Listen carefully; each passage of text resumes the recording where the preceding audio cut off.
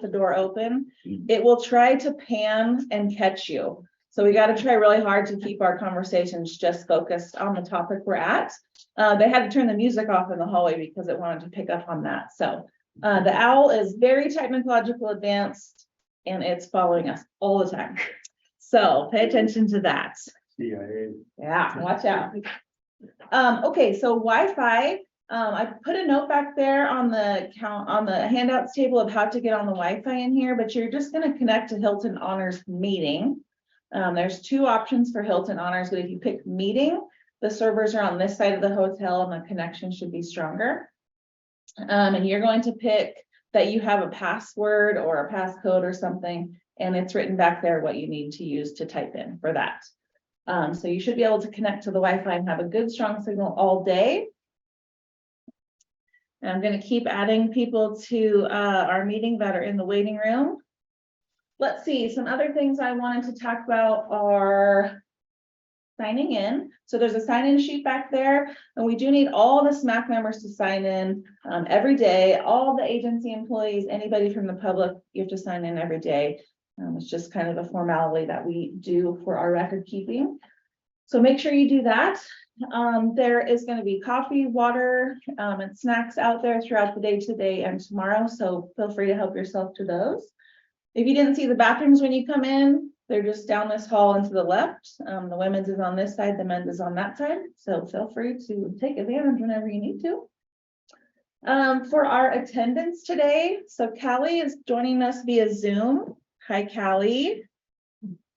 Lee Foster is also joining us via Zoom. Hi, Lee.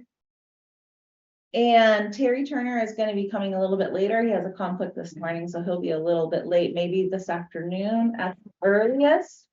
So we'll see when he gets here. Otherwise, I think that's our full slate that we have. Let's go through the meeting agenda. You guys have seen this via email several times, and it's also posted on the SMAC website if you need to refer to it, or hard copies on the table for those in attendance. I'm just going to talk a little bit more after we do our introductions, and then we'll have the designated federal officials report.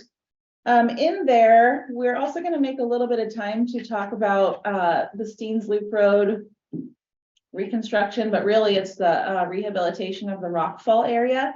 So we want to talk a little bit about that with you guys and the NEPA process that we're going through for that. We also have some time to talk about the Page Springs Weir. Then we're going to take a 90-minute break for lunch. We take extra time when we're here because it's a busy place. It takes a while to get somewhere and there's lots of people. So you guys can do what you prefer for lunch. This afternoon, we're going to talk about grazing management with Jamie McCormick from our office.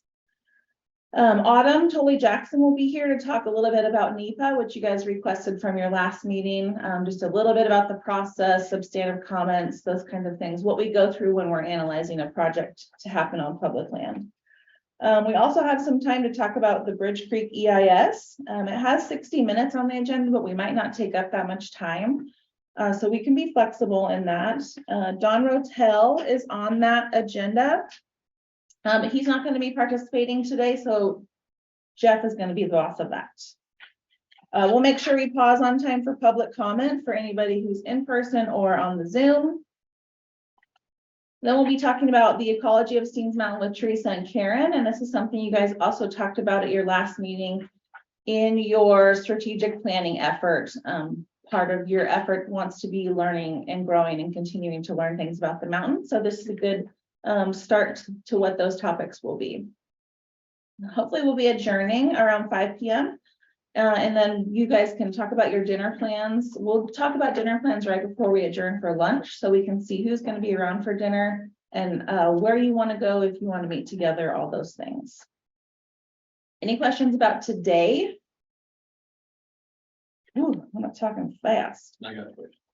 Huh? I got a question. I'm ready. What about this late email we got yesterday afternoon from the ethics attorney? I'm sorry, what?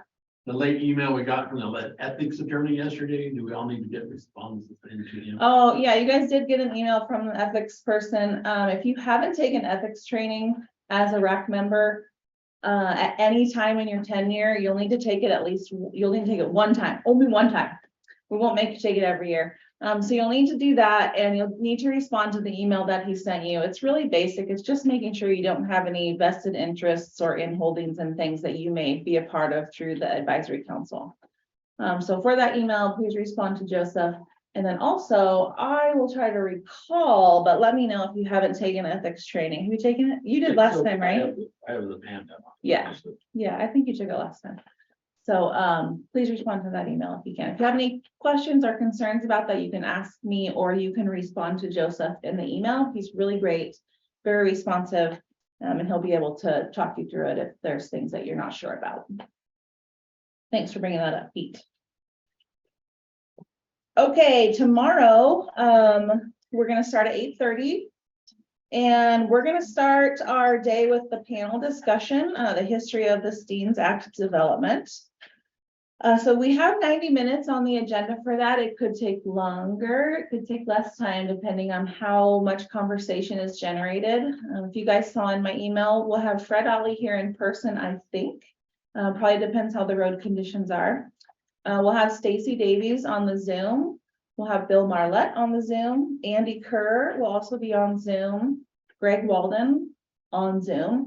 And his legislative aide at the time, Lindsay Slater, will also be on Zoom. I think that's everybody on the list. So a couple of you submitted questions that you thought would be good to ask the panel. I'm going to have Mike and Jeff talk about those towards the end of the day, or at least be ready tomorrow to have something, you know, a little formalized and consistent, so we're not just going, just pummeling, yeah. So we'll make sure we have something put together for that. After our panel discussion, Terry's going to lead a conversation about the Steens Act review, going into the SMAC creation, the charge, and the charter. And we'll also have a good, robust discussion about SMAC strategic planning. So I have some notes on that Mike sent via email, and also I put in your email from me yesterday what you had talked about for strategic planning at your last session. So hopefully your minds are wrapped around that and you have a good outline of what your expectations are for the conversation on Friday. We are hoping to adjourn by lunchtime, but we may go a little bit longer. So if you need to bring some extra snacks to get you through that period, please do that so that we can wrap up our session without having to break for a long period for you guys to eat. All right. Any questions about the agenda or things you want to change, add? Mike, we're going to be pretty flexible about the timing to allow for lots of opportunity for your strategic planning that you emailed about. So, and Page Springs Ware and Bridge Creek might take less time than we thought, as your email related to also. So it might be right on time.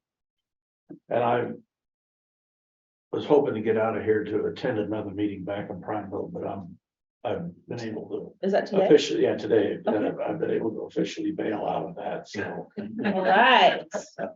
Good on you. So I'm hoping to have dinner with everybody tonight. I'm Okay. hoping we'll get together. Sure. So be thinking about what your plans are going to be for this evening. And right before we break for lunch, we'll kind of make a decision on what you guys want to do and how I can help and support you in that. Let's see. Okay, let's go around and do our introductions, and then I will talk about the SMAC nominations and for our vacancies, and then we will get into our next topic. So I already introduced myself as Tara Thistle, and we'll go over here to Mike, and you can go next. I'm Mike Fox, a private landowner representative. I live here in Central Oregon and Prineville, as well as in French Glen. I'm also the secretary of the French Glen Rangeland Fire Protection Association, which is a volunteer association composed of ranchers primarily. I'm the only non-rancher really.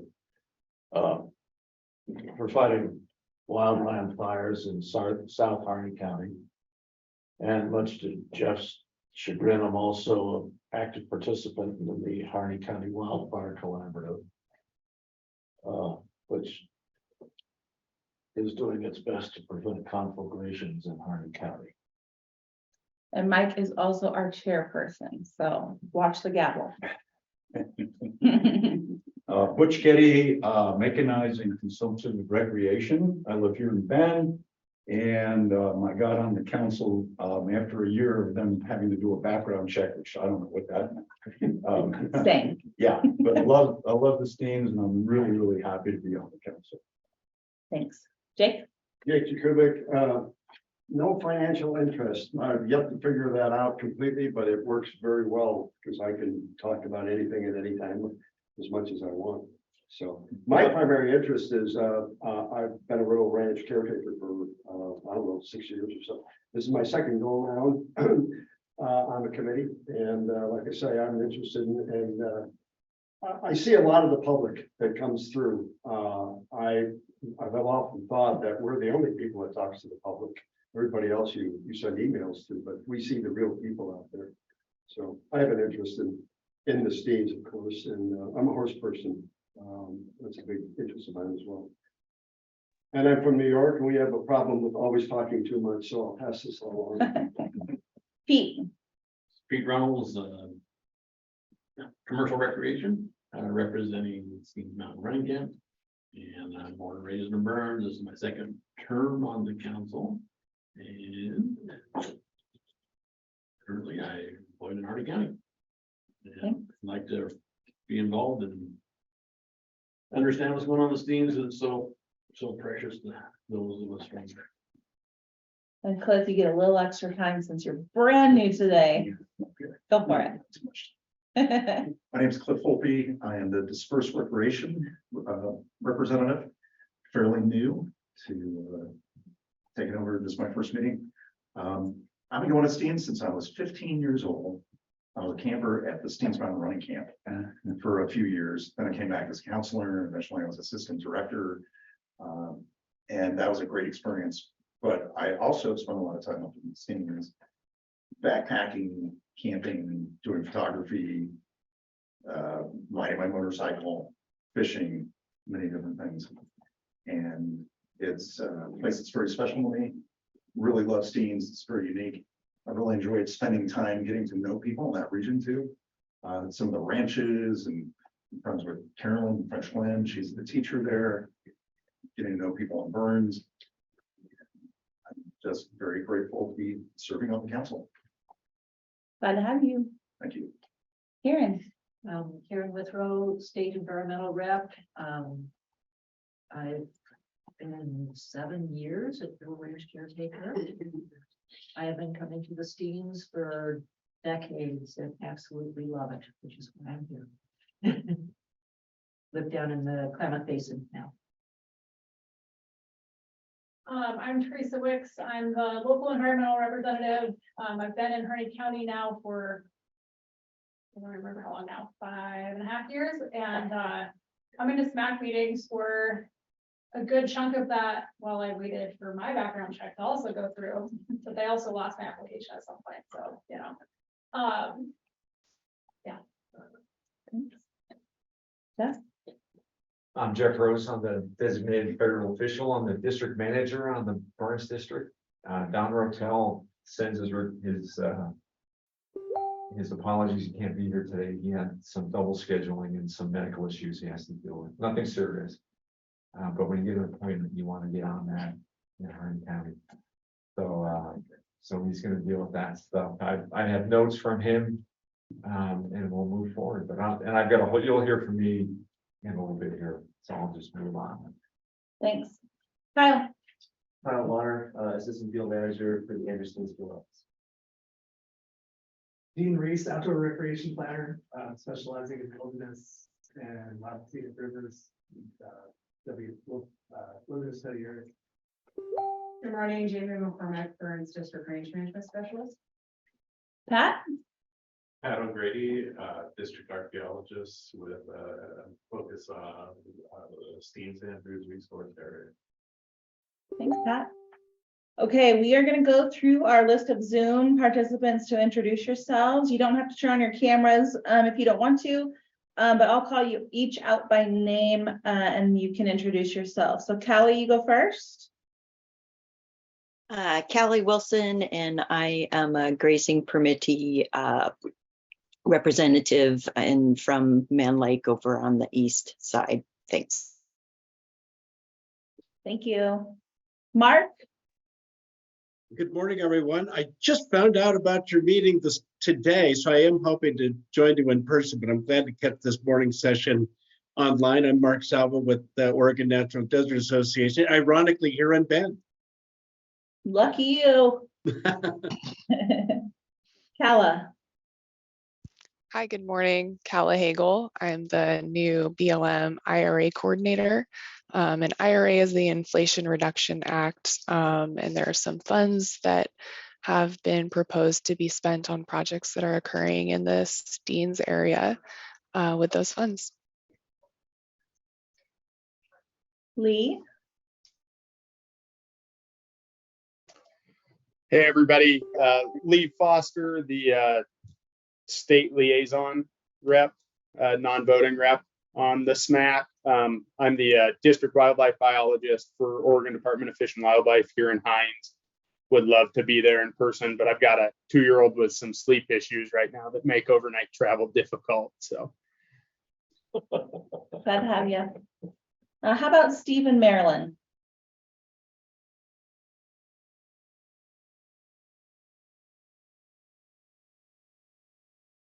Maybe we'll come back if you can come off mute. Tanea, are you there? Hello, can you hear me? We got you. Okay. Hi, I'm Tanea. I'm in Eugene. And I'm a interested member of the public, and I'm also a wild horse advocate. Thanks, Tanea. How about you, Lorna?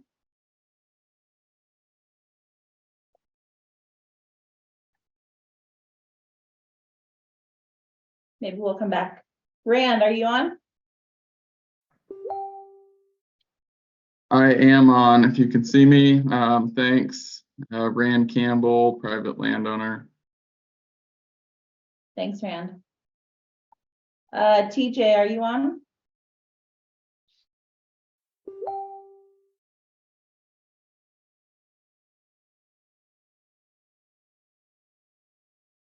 Thank you. Mike.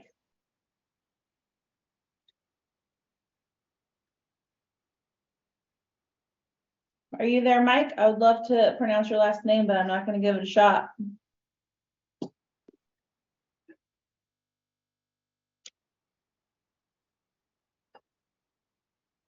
We don't hear you yet. We'll skip you and go on to Julie.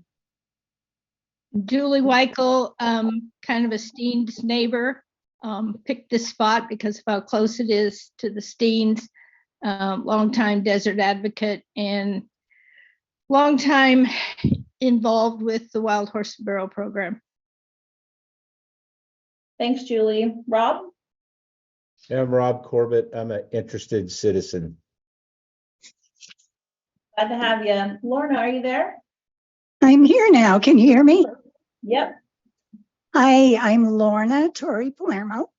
I am part of Advocates for Wild Equines. So I am a wild horse lover. I'm also a lover of the South Steens area.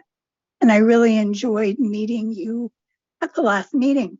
We had hoped to be there for this one, but it just wasn't in the cards with all the weather. But thank you for inviting us to join, and really looking forward to the meeting. Thank you.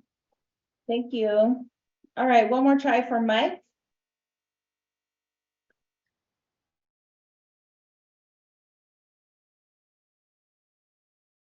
You're not muted, but we can't hear you.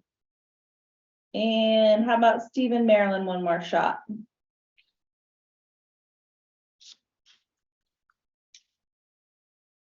All right, well, that is technology. All right, as new people join us, we'll have them introduce themselves also. But for now, I wanted to cover our nominations from our last period. You know, we had a SMAC nomination period open late October through late November. We were recruiting for the wild horse and burrow management position and our second grazing permittee representative. We had 2 applicants for the wild horse and burrow rep position and 1 for grazing permittee. So those nominations have been forwarded to our state office and on to headquarters for the lengthy vetting process.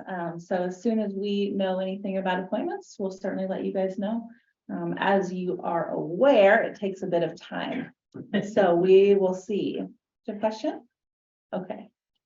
Yeah, Dave? Quick question, realizing it will take some time before we know the results of that vetting, Mhm. are those nominations still open or does it shut down until the next go around? Yeah, it shuts down till the next go around. So we are only able to take applications during an open period. And that open period has to be advertised in the Federal Register, which is another lengthy process.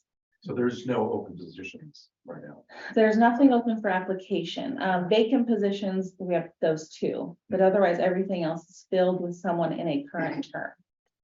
And I know Eric Hawley, our Burns Paiute Tribe representative, is trying to get on the Zoom, but it hasn't been able to load for him where he's at. So we'll see if he's able to get on here. All right, any questions for me? I have said enough for the day. Okay, so our first agenda item is going to be our designated federal official and field managers report. Jeff's going to handle that, so we will go with you. All right, thank you, Tara. So folks online, if the OWL is new to us and new to Tara, and if there's issues, just either type it in the chat to us or let us know that things aren't working well, but we hope it goes seamlessly. And it's always, technology can be a challenge at times, but let us know how that goes. From the introductions, you saw that there's a number of new staff, and hiring has been a challenge for us over the past couple of years. And I don't want to tempt fate, but we're doing better. You can tell with Kala, who introduced herself as the IRA coordinator, is a new hire. Pat, happy to have Pat come on with us, a new hire. Technically, Kyle's in a new position. If you noticed, Kyle is not with well, he's not the rec planner. He's the supervisor for that group now, but he'll still some of those duties because he's really good at it. So we're not going to let him get away with totally backing out of some things. And then some familiar faces with Jamie and Aaron. It's getting better. At one point, a couple of years ago, we were at a 30% vacancy rate. And if you do the math, that's pretty high. You know, 20% I can do really quick. That's 1 in 5. That's 1 in 5 positions is vacant. 30% is something worse than that. So right now we're down under 20. We're hovering around 17, 18, depending on how you want to do the math. And we still have a number of positions that are in the hiring process that we're not counting yet. So we go from a point where we're being challenged by not enough people to where we start worrying about budget now and paying everybody. So I'm not sure which challenge I want more. I think I want the second one, because I can always chase more money. It's a lot harder to chase more people. And I just realized I called Dean Aaron up, and I apologize.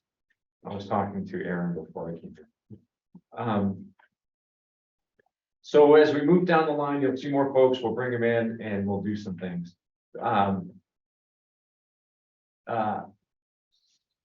It's always interesting too, because there's always opportunities in the district. A couple of position changes that we've had is Alec Barber, who was a fisheries and riparian person for us, has taken a job with the Northwest Oregon district. So he's moved over to Salem or Eugene, I think Springfield, which is great for him, not so great for us, but we'll be filling that position back in. So it's a give and take. And that's why it's kind of sometimes tough to figure out the exact rates of vacancy at certain times. Across the district, it's a similar story in Three Rivers, and we'll just keep pushing the rock forward on that one. With the new hires is the IRA coordinator, and Cala is involved with, and that's actually a brand new position brought on. So we talked about the Inflation Reduction Act in one of the previous meetings, and some of the projects that we have. We have a list of projects that were have been funded at this point, and that we're starting to work through. The interest in Southeast Oregon is that we're in what is called a restoration landscape. It was identified in the IRA project.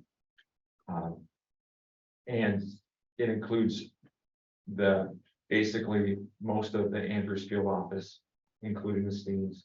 It includes most of the Lakeview Field office in the Lakeview district, a small part of the Malheur Field office in the Vail district, a very small part, and then a small part of the Winnemucca district in Nevada, in the Winnemucca, down in the Winnemucca district. Initially, we were allocated about $5 million towards the restoration landscape for projects, and I know that sounds like a lot of money, but when you start dividing them up against the different districts and different things, it doesn't travel so much. We did really well on the Burns district. In our restoration landscape, out of the 5 million, we were able to get just over 3 million of the 5 for projects that we have. Kyle has a nice laminated spreadsheet. Mine is not is laminated, but the projects that were funded for us were the Steens Mountain no livestock fence, which will use some of the money to work on getting that fence improved, set up, and maintained. Page Springs weir removal, which we'll talk about a little more about that. There's a Mud Creek sagebrush restoration project, and Mud Creek is on the kind of the northwest slope of the mountain, just outside of French Glen. We have a couple of juniper treatments in the North Steens project area, Best Lake juniper and Los Arica juniper treatments.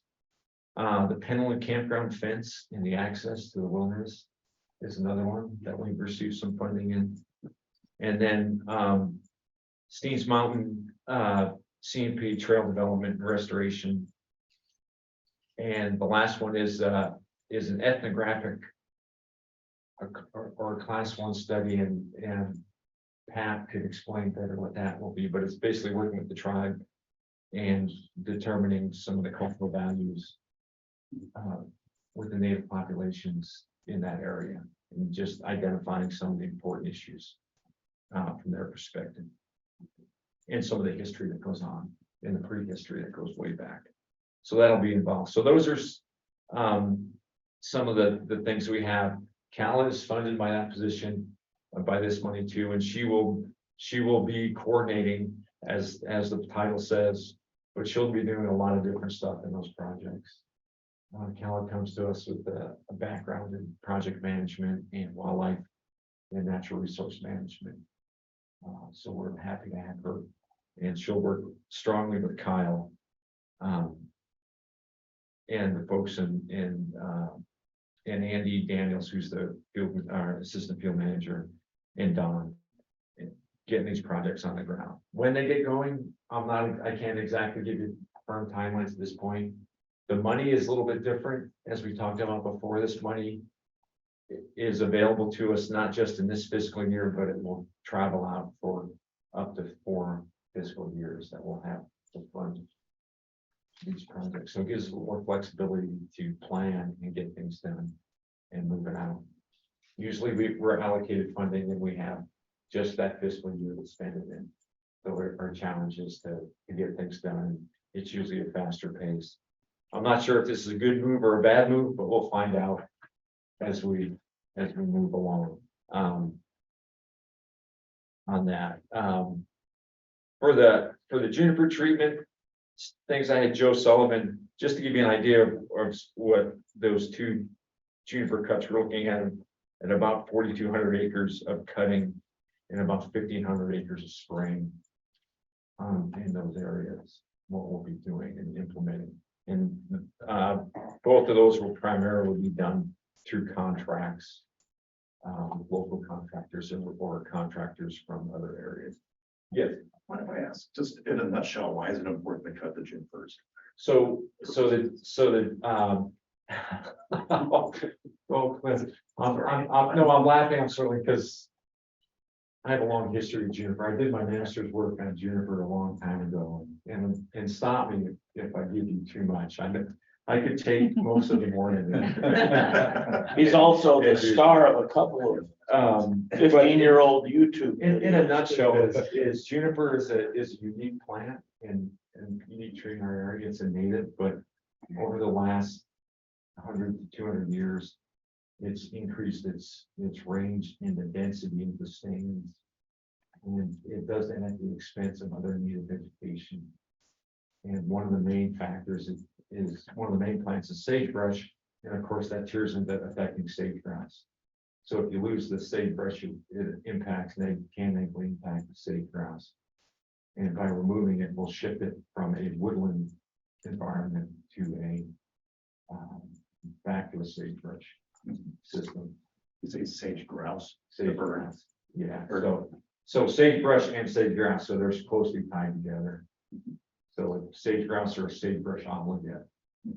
And so that by removing the trees, we're hoping to benefit the grass and you know, a myriad of other species that rely on sagebrush in that system. What was the cause of the fact that was man's suppression of fires? Or was that another hour? That's a really good question. No, it's not that complex.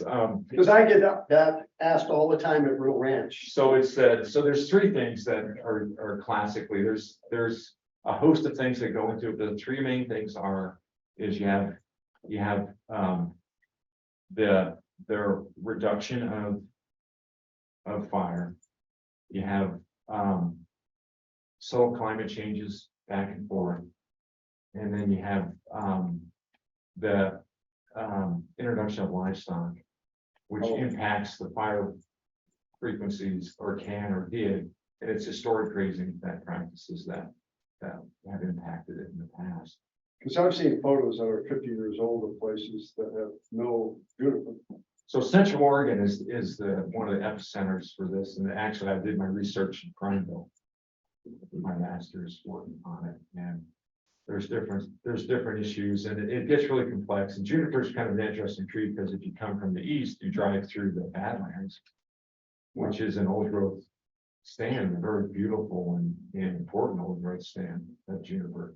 But it doesn't occur like that everywhere. That's a very unique situation and at that magnitude. So that's why it's for a number of reasons why it's there. But, see, if you want more, Does that have something to do with water too? Water consumption? Yeah, so from a management sense is that when juniper moves in, it really simplifies the system. And it has a very competitive root system. And it forms a mat of roots, but it also dives down. So it just doesn't mind the water in the upper layers, it mines it through the profile, where some of the other plants stratify that. That's why it's across the board. And underneath it'll remove the sagebrush, and then it moves on to taking out the flowering plants, the forbs and the grasses. So underneath it can become a very simplistic ecosystem.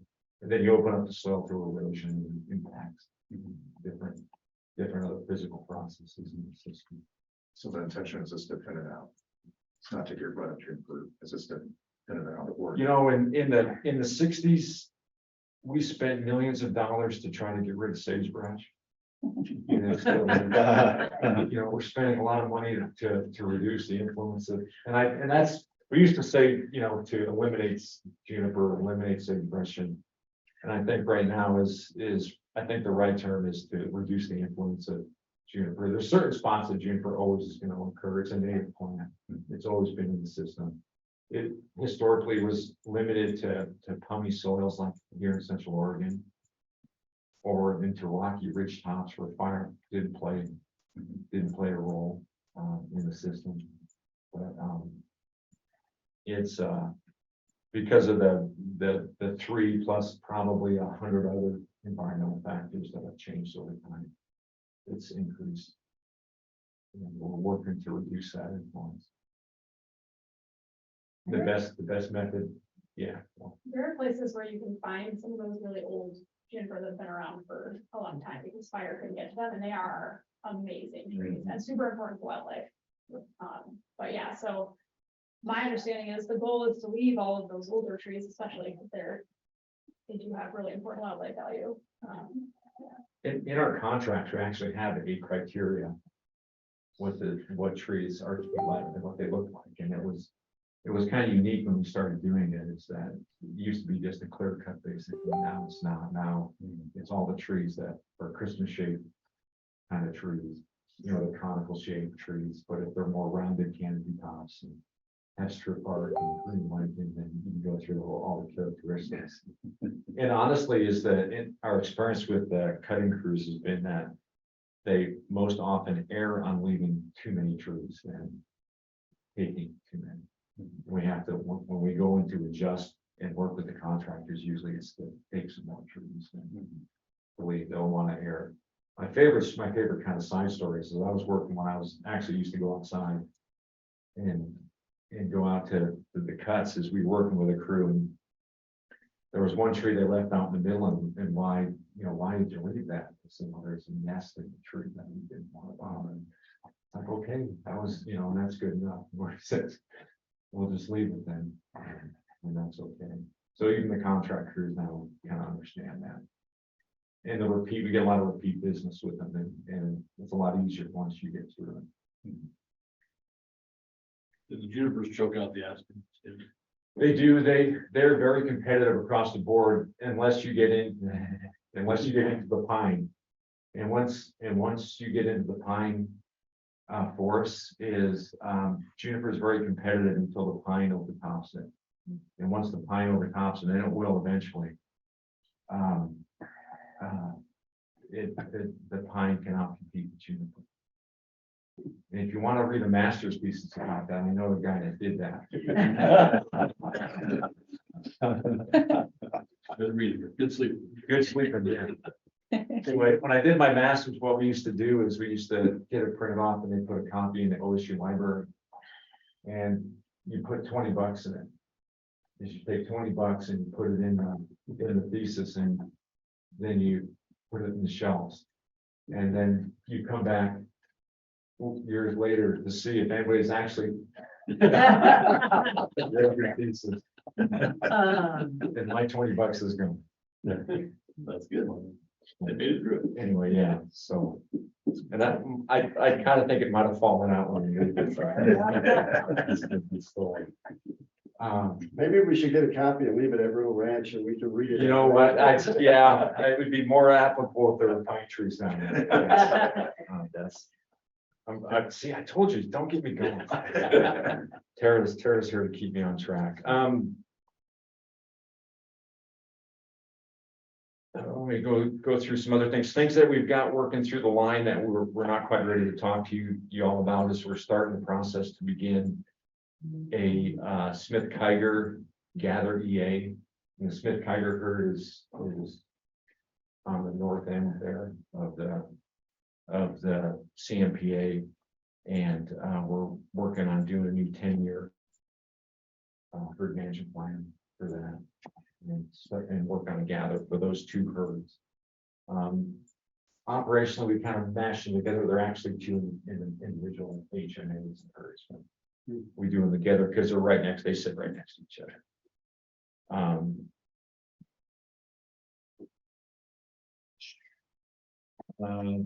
Don, quick question on that.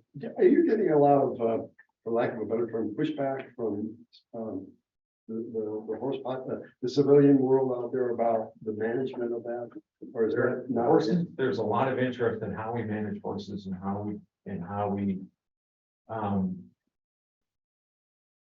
just manage the ground within the HMAs across the board. And it's, you know, to generalize does a disservice like it does most, because there's a huge range of interests in that topic. And knowledge. And yeah, and we and in this process, while we take the time to do the plans and be careful with them and do what we need to do. But this one's in the early phases. We'll have the EA. Once we get through the process, we'll bring it, probably be ready sometime later this year, is what I'm understanding. Right now, there's I hate to talk about gathers and schedules because of the way the budget situation is, in terms of we don't have any firm budget yet, so we don't know what we're going to do, but they are that once that gets done, then the tiger herd and the rill will be put on the schedule for a gather at some point, if that's what the analysis points to. As long as we're on the horses, I really did appreciate the ability of us to go visit the management corral that we did after the last meeting, and I'm quite impressed with the operation there. At least I'm quite impressed with the operation there and the ability that they have to adopt out most of those horses. I think people ought that might be an area for a little bit of horn tooting. And again, it's something else, another area that's another great success story for us right now with hiring, at least initially, is Casey, who I'm sure we talked to. She is now the crown manager, which we're really excited about. But we've also picked up 2 new wranglers and then a wild horse and burro planner. And so one of the wranglers started last week, and we're torturing him to becoming a federal government employee. There's doing all the training in terms of feeding. But no fence rider though. What's that? No, not yet. You can't get anybody to do that. Not yet, but, and then I think the second wrangler will be here next Monday with the planner. So we're getting staff back up out there, and we'll be able to do a little bit more out there other than just the base minimum, taking care of the horses. And, we'll see how that goes along. Jeff, I've driven past the corral probably, I don't know how many times in 26 years. I didn't know it was open to the public. Yeah, when the gates are open, it's open to the public. Yeah, I had no idea. And to go there the last time and get the little tour was fascinating. It was really, really great. Maybe you don't want a lot of the public to go up there, but from an educational standpoint, it's a terrific opportunity. And I don't know if there was something to say open to the public or something. I would have gone there in a flash if I thought it was this private little place. They'd shoot me if I came up the driveway, you know? I think it shows it online, because I took my niece there. Yeah, but I'm for her driving. birthday. Yeah, I mean, the typical person is driving by, Yeah. you know. Yeah, sure. I'll talk with Casey and the gang. Maybe they don't want that. No, it's not that they don't want it. It's that I think sometimes it's, yeah, I think it's fine. And the auto tour is, that's why we have the nice gravel that goes all the way around there. Just gravel. Simple sign that says visitors welcome. Yeah, pretty cheap. Yeah. I'm in the sheriff's posse and did search and rescue here in Deschutes County, and we meet monthly, and there is so much misinformation out there about managing wild horses. And when I was trying to sell that position at my last posse meeting, and people were asking me questions, and they didn't know, at least the members of the posse didn't know that, yeah, you can go out there and ask questions, find out, instead of perpetuating bad rumors about what's going on. And I did not know that you were farming those animals out. I thought, that there was a certain percentage that were going off to the packing houses. They're not. Yeah. And I don't think the public at least the horse, well, the horse community is a little bit odd anyway to begin with, so I'm a member of that, so. But I was surprised, just like Butch said, that they're very knowledgeable people out there, and that it's open to the public. If you want to know about the wild horses, go see them, go talk to the people, don't just take pictures of them. Yeah, they're more than happy to talk to folks. When you go out there. Because we've been short, a number of folks on staff have been going out and helping feeding, which I think is a good thing to get out there. Although it can be not as pleasant as sometimes as others. That's one of those few things that you have to do. It has to be done every day, and the folks at the grounds do a lot of work. Yeah, and we really appreciate what they do. Let's see. The last thing I think, Terry, you want to handle the rockfall stuff now? Sure. So that one thing that's not on the agenda is last year we had a really nice winter, and in the springtime we had some rocks come loose off of the slope and impact the South Loop Road, a small section of it, right above the gate into Big Indian there, and we had to close it, and we're working on trying to get a process through that we can get that done, and that's where we want to make sure that we can get the loop road open, because as Kyle can attest to, there's a lot of interest in having that road open. And I don't know if it's David, it's probably we could Kyle, if you get a phone call. Don said you had some info that. Yeah, I have a little bit to share. I don't know how much of it is new. I know I can stand up. You can do whatever you like. All right. Just one sec, Kyle. Let's see if the PowerPoint works, but you have the option to get the handout over there if you'd like there's some pretty good photos. I can't take credit. That's Gary Kegel, who is an accomplished wildlife photographer and also a camp host at Page Springs Campground. He took those photos to give you an idea of what we're looking at. So as Jeff said, we had reports in the late spring, the rockfall. I also had some reports that some additional rocks came down during the summer as well. So we're kind of doing the environmental compliance piece. Concurrently, the state office is doing the engineering piece, because we don't really have an engineering program in our office right now. But soon, within a month, we should have an engineer. So you'll be hearing from them, hopefully, instead of me, somebody not qualified to talk about this stuff. In any case, we had a couple visits with engineers. There was also ODOT representation to that area. They were the ones that made the recommendation that we keep that section road closed. So we went with their expertise on that. As far as the mitigation, we're working with the state office on a contract to basically mitigate the safety concerns. Obviously the Steens Mountain Loop Road is not the same as a state highway. So it's a different standard, different traffic patterns, all of that. We just want to deal with the problem, make it safe for the public, and get the road open. So this area, rockfall is common. It happens every year. It's not to this degree. You don't have a whole slope give way typically. So that's the difference with this situation. In a typical year, our road crew will be out there after spring freeze thaw, cleaning the ditch line, removing all the material that fell during past winter. So this is a little bit of a different situation, above what our road ops crew can handle. So again, we're working with engineers on that. As far as the work that's going to be required, it's going to be a combination of things. Rock scaling, so I have a photo of that. Basically, people are going to be setting an anchor at the top of this slope, rappelling down, and using rock bars, pneumatic pillows, things like that, specialized tools, loosening these rocks, bring them down to the road surface. And then as soon as all that work is done, our road ops crew would come in and remove the material. That's going to be the preferred method for all of this. There may be some issues. If you look, one of the last slides here, there's a close-up of some of the boulders.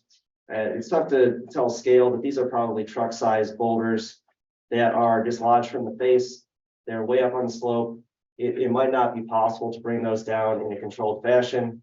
There may be some instances where they have to bolt rocks back to the face. That's not our preferred method. We'd rather they scale as much as they can. But in the event that there's rocks that they cannot scale that are absolutely a danger to the public, they would bolt those. As far as why we're doing NEPA compliance, you know, we don't do NEPA compliance every year when they fix up the road for the public. There's a 100-foot radial road buffer from center line of the loop road. This slope, you know, I didn't climb up to the top. I don't have an exact point of where the end of the rock fall is, where all the work would be required to take place. But we're probably around the end of that 100-foot buffer. There might be work that's required 10 to 20 feet into designated wilderness. So Dean's done an excellent job doing a minimum requirements analysis, working with the engineers on this to try to do this in the least invasive way possible, reduce visual impacts. Obviously, it's a heavily traveled road, but also meet the goal of public safety and get this open as soon as possible. So that's kind of where we're at with this. We're doing the NEPA compliance right now. We hope to have the document and the decision ready by March, which coincides with the next procurement deadline, which would allow the state office engineers to award that contract. I don't want to get into making any promises about a timeline. There's only so much we can control locally. But like I said, we're looking to get the environmental stuff and the contract awarded.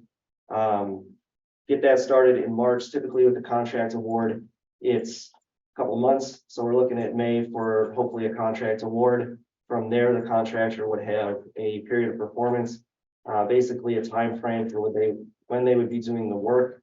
You know, as you know, it's kind of limited based on winter weather, how long the winter lasts, when freeze thaw occurs. They're only going to be up there when it's safe for them to be up there working, but likely that's going to be sometime this summer. As soon as they've got all the material loosened, our road ops crew would come up and remove the material, and at that point we would open that section of road. So we're working on it. I don't know exactly when. It's about 1.5 miles of closure. It's definitely a public inconvenience. I won't deny that. I will say that this closure does not impact people's ability to see any trails, campgrounds, overlooks. All the major points of interest are open and accessible. It's just less convenient. You know, people are going to have to go up either the north side or the south side. It's going to effectively double their drive time if they want to see both ends. But again, that's where we're at. The previous slide, are those, is that the guilty party? That thing right there, those two big chunks? So when I was up there with some of the engineers, those were the boulders they were pointing at. And these were the ones where they're like, that is a big issue. They're detached, they're the size of a truck. If they were to fall, which they could basically at any time since they're dislodged and basically teetering, that could be a major problem. And they are in the wilderness area? You know, I worked with our GIS specialist, the best imagery we could find, and we got measurements depending on where we drew from between 96 and 106 feet. So I don't know. And if it is in the wilderness, you cannot touch it? No, so a minimum requirement analysis is the tool that's used to determine if we have to do things that typically are not allowed within designated wilderness. So basically, what is the minimum tool to accomplish the goal? So we're doing that because likely there's going to, I shouldn't say likely, but it's possible that some work will be required outside of the buffer. I'm a retired military flyer. You know, the air guard flies up that canyon all the time. We might be another way of doing it accidentally. You know, Jake, it seems like a lot of stuff we do comes down to explosives. And I'm just not that comfortable with that. No. But there would be a loud roar and it wouldn't be from the rocks. From a management standpoint, it's just better to do the analysis and be sure that we're within what we need to be doing. It's also to be cautious. That's not the only rock. Once the guys get up on the slope, the folks that are doing it, they scale it, they'll find some more that will hopefully make it safe for a longer period of time. So I think it's a good thing to do, and Dean and Kyle and other folks are working hard to get it done as quick as we can. Luckily, this is not the part of the south loop that is really snow limited. In most years is above this, right, Kyle? It's up in that, there's a cut up there that is where the big drift is. So they can get in there a little bit earlier. So if we get awarded in May, they might be able to get in there and get a lot of this done before we open the whole loop road. So I mean, that would be the best case scenario. Worst case is it takes a little bit longer and it'll have to be closed and Do it right. yeah. We spent a lot of money on that section of road 10, 15 years ago. Yeah, unfortunately, yeah. And made it really nice. Yeah. Compared to what it was. What's a lot of money, this ballpark? Oh, you know, a lot, it was 200,000-300,000. For us, that's, for me as a district manager, that's a lot of money. You know, $1,000 for Jeff Rose is a lot of money personally. But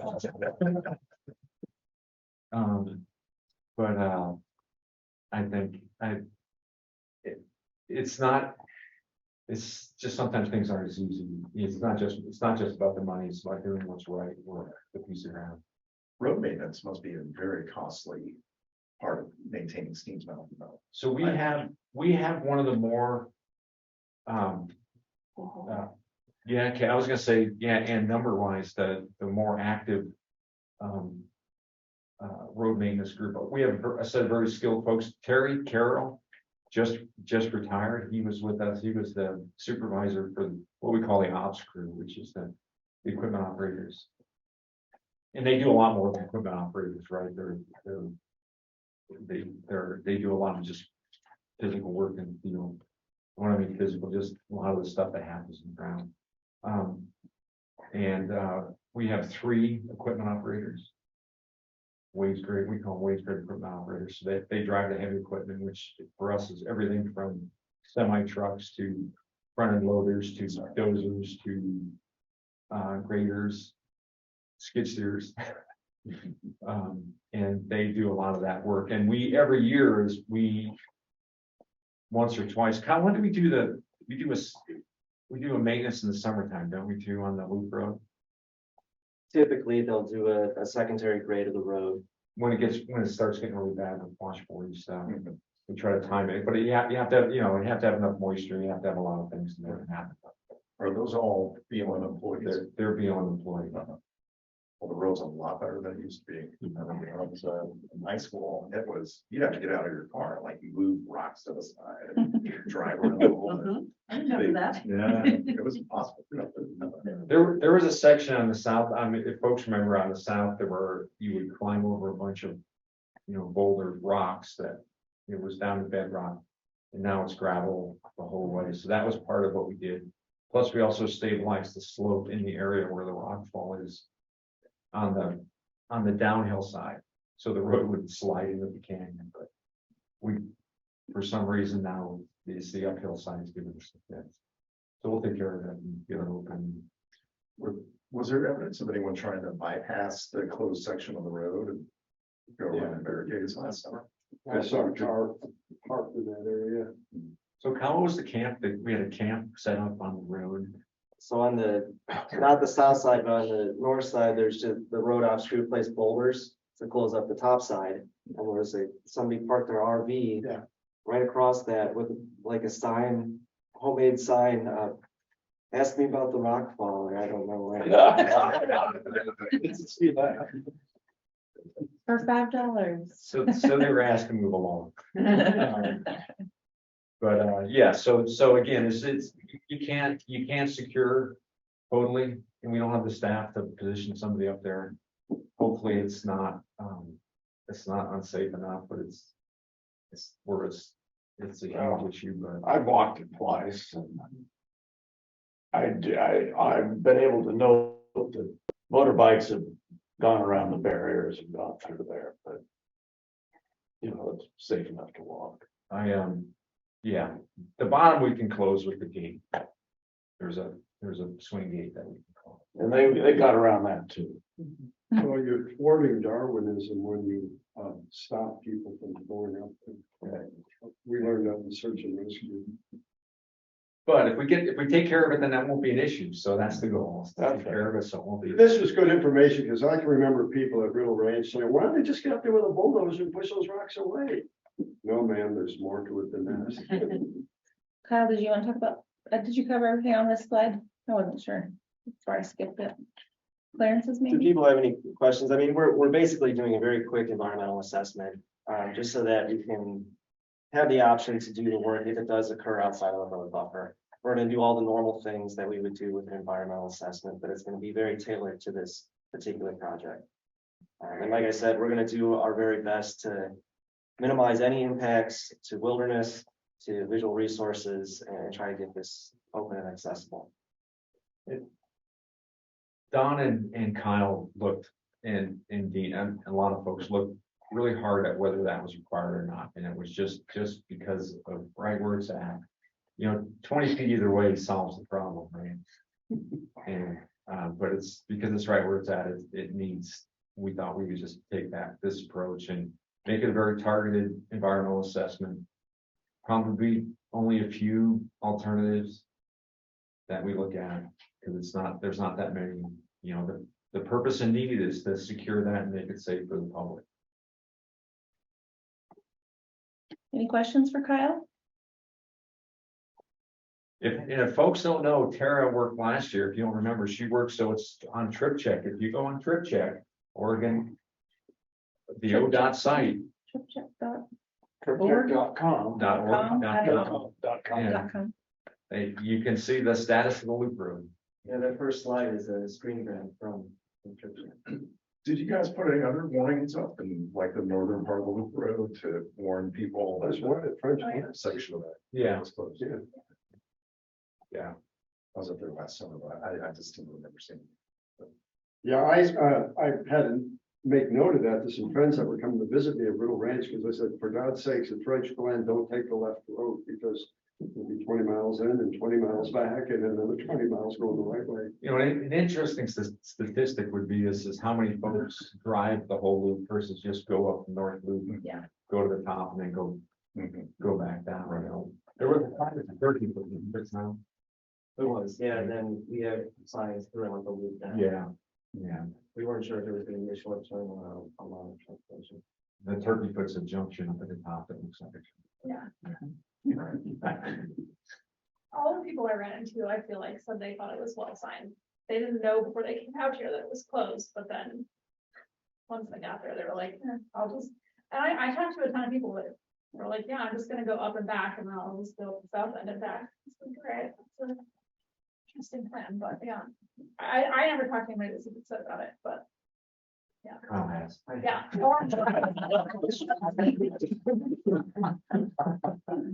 One interesting thing that we saw when we saw some of the motorcyclists who went around 2 different barricades to get up there. We actually talked to them, and they said that they were told that it's okay at the Fields office. That someone that this is Fields restaurant or something like that. I don't know if that's true. That's what they told us. Fields said, fine. That's a go-to. I hear that all the time at Riddle Ranch about things like campfires, and I can camp here and do this and do that. I can ride my motorbike out in the wilderness. The office told me that. Jeff, did you have other things? No, I did not. Tara's Okay. moving us along. I just wasn't sure if we are anywhere we could talk about travel management or nature Oh. advocate. So travel management is that, Kyle, you're gonna turn to Kyle on travel management. Do you have any updates on that? Sure. So I don't know how much information you want. Travel management is, we're under a settlement agreement. We are required to have a travel management plan. It's just something good to have for the CMPA. Basically, that is where we look at everything that's out there on the grounds, whether it's a road, a trail, an unauthorized route where somebody is illegally driven into the wilderness. Whatever's out there, the first step is inventory. We have a contractor who is going to be finishing up the inventory. The second step would be taking all of the data they collect. It's a standardized set of data. They will be doing route evaluation, where we'll be looking at everything they've collected and making a determination. What are the use patterns? Who's using this? What? Why? Is it a legal road? Is it a trail? Is it unauthorized? And then the third piece would be actually developing the plan, which would be the environmental portion of that. So this spring, we're gonna be doing, working with them on route evaluation for the CMPA. It's, I think, 585 miles of routes that are gonna be looked at. And then from there, they're gonna be finalizing all of that sometime probably in the summer, fall. And from there, the plan will be developed. So it's in the process. It involves a lot of compromise because there's a lot of groups that want motorized access everywhere all the time. There are groups that, environmental groups that want a lot less access, particularly the wilderness. So it's going to be a compromise. There's going to be a lot of public involvement in plan development. There's going to be multiple meetings. So it's not just us making arbitrary decisions. It's very data driven. It's public scoping. All of that comes together. So it's going to be a bit of a process, but it is progressing. And we've had an issue with a contractor that we've had a contractor working on doing route inventories for us. And the contractors had issues just getting around, getting through it. And I think sometimes there's lack of knowledge of what a route or what it takes to do the inventories in our area and the remoteness and just the challenges of what that looks like and how to do it. So we're working through that, trying to get through that with the contractor we have. Hopefully we can possibly finish that this year, which is kind of like the base issue. I thought when the Steens Act was passed, it clearly defined which roads would be closed and which ones would be used for access, or is that an evolving? So it's always an evolving. Travel management's not just a one and done thing. You should do it, and then you do it again, and then you do it again as things change. In the Steens Act, they directed us to do a travel management plan post RMP, and then we said that the RMP is the resource management plan, is we would do travel management, and we did it, and it was given back to us to do it again. So we're working through that process.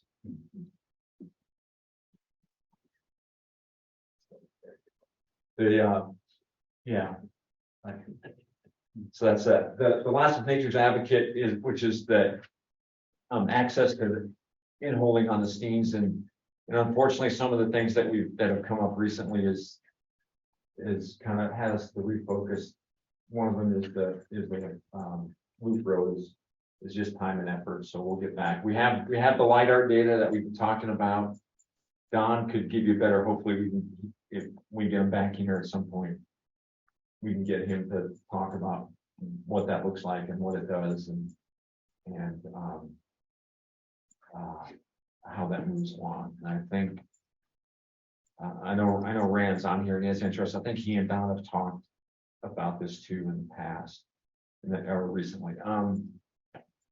From a personal note, do I have time? Yeah. From a personal note, as I am planning on retiring June 2024. What? So my job will be advertised within the next month for the district. Who did that? What if they can't fill that? What if they can't fill that? I have full confidence the job. What if we want to keep you? Well, you want to keep me now, maybe not. Maybe you can talk me after the meeting if you still want to keep me more. But that's my plan. We'll see how that goes. That's still 6 months out, but I wanted to give our state office a chance to fill before I go. I'm not planning to leave the community at this point. My wife is still gainfully employed. Somebody has to earn the money. So I'll be looking to transition with the next person. You must feel pretty good about what you've done if you're going to stay in Burns. Yeah, I mean, I could make a joke that Burns is home for us, Harney County. We've been here. I've been in Burns or Hines or Harney County since 1988, so I've been here a while. All right, well, and again, this is a good thing, I think. for everybody. All right, so that's the DFO report.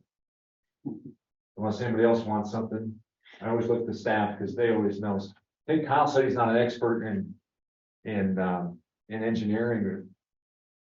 If you had to be an expert to talk to a group, then I would never ever have to speak. So, and I speak a lot. I'm not an expert.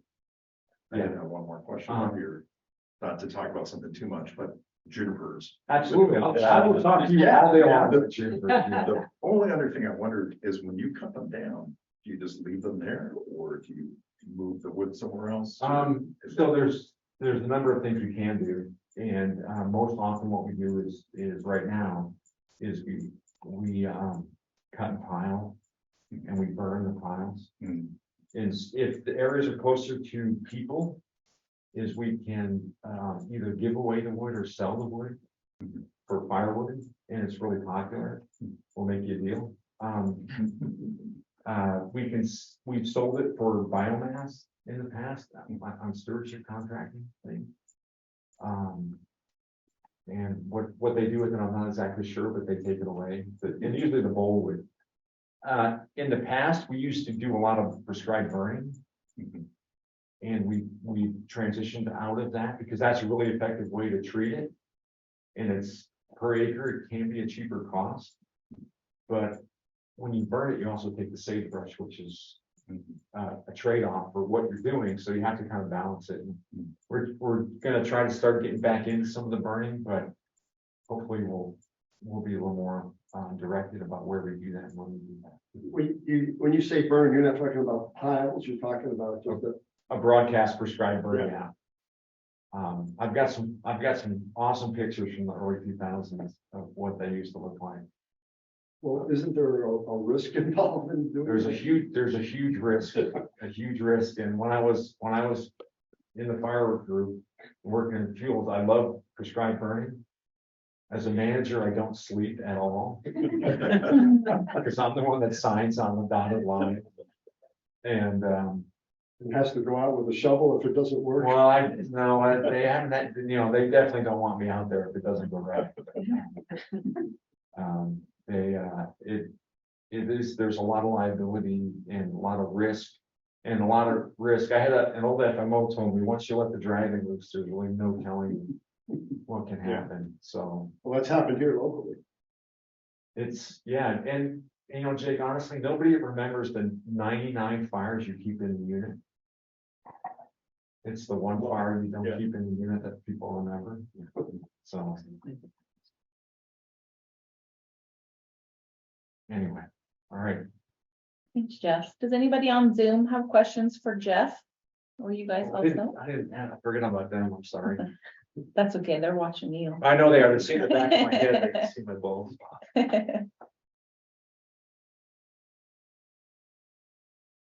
Hey, Mark. Hi, did I hear correctly that Jeff Rose might be retiring? You might be, yes. You did hear that. Bloody heck. So could we take a vote on this? Because maybe we could just decide that he can't.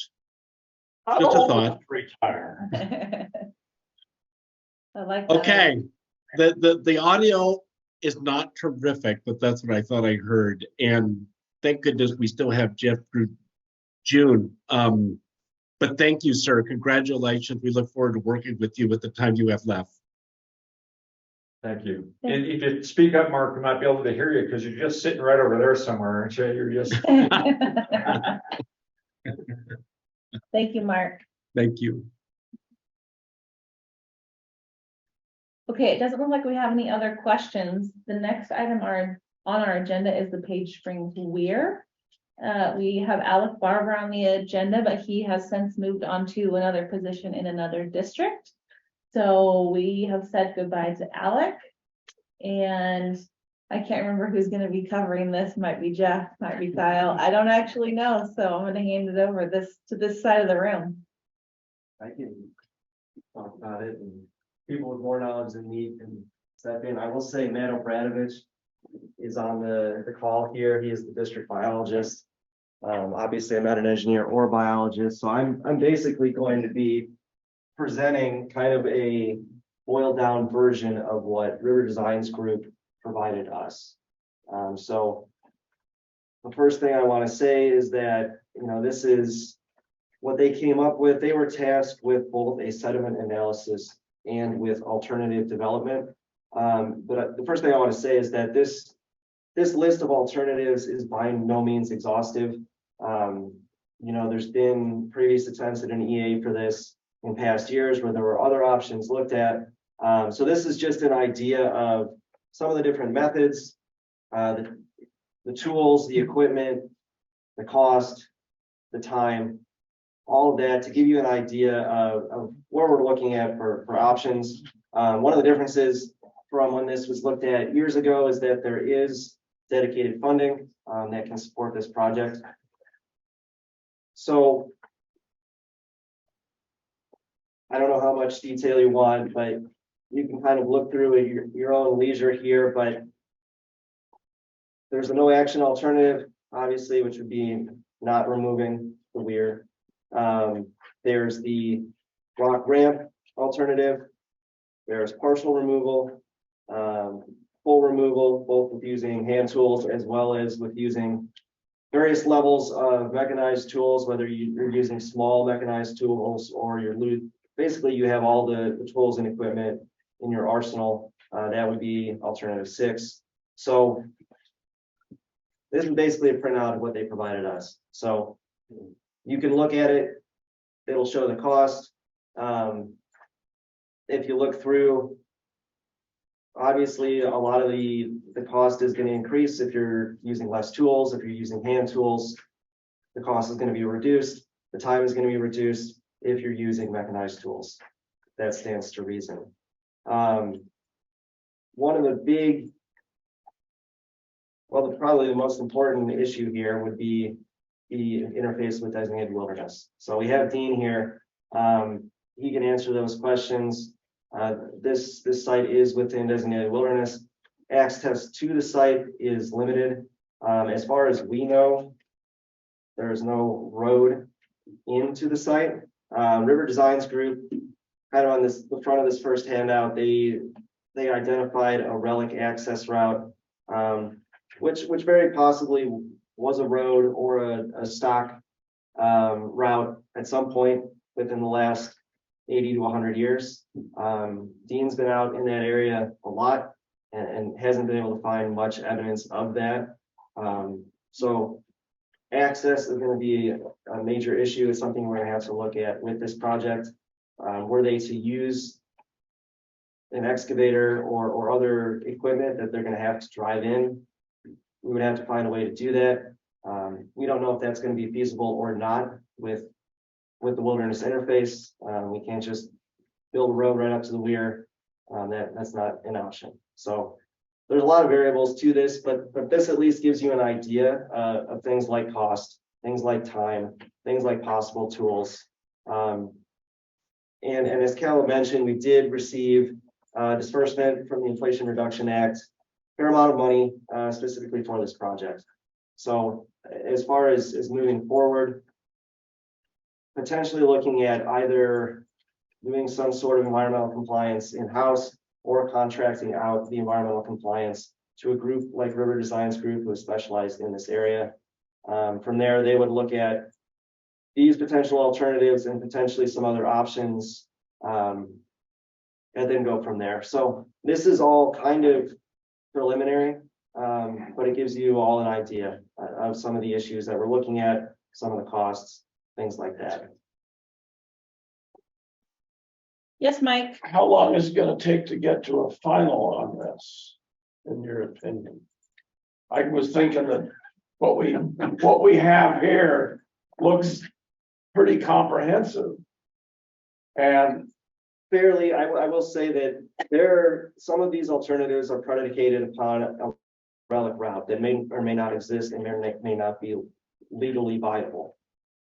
So that would change things. The other thing that hasn't really been looked at would be use of helicopter. If blading go ahead. I know that could very likely be cost prohibitive, but it's something that would at least we would want to get an estimate. for what that would entail. So we contracted with Rivers Designs. They've done this before. They are very experienced in this kind of project. Now, not this exact project with all the unique circumstances. But in the past, when we have talked about it internally, there's a lot of things we didn't know. So we brought them in to give us suggestions, basically. So this would not be the alternatives that we would necessarily analyze in the document. There may be some that we use. There may be pieces of some. It may be a combination of what we use. But we had them do some footwork for us to understand, because there's a lot of, everybody comes in with an idea. Well, you can take it and break it up with hammers and haul it out with a horse. And sure you can, right? We can. But how many loads of, how many horse pack trips does that take, right? And they calculated it out for us. So they also did a calculation on just some rough calculations on the density of the concrete and what a block of concrete would weigh. And so that goes into how do you lift that out with a helicopter, right? How many trips in a helicopter do you need?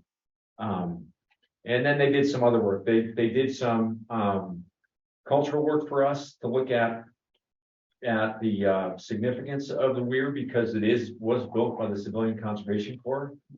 So it is a historic structure. There's just a whole series of, they did just some preliminary analysis on just some of the issues that we deal with and how to take it out. Because you just don't go in and just start tearing it out.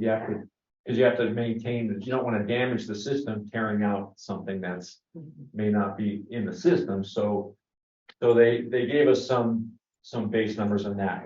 And what we will do is we will take that and take a look at that and start working down the process to get it done. How long it's going to take, Mike? I give people time frames and in EIS, if we started EIS tomorrow, 24 months.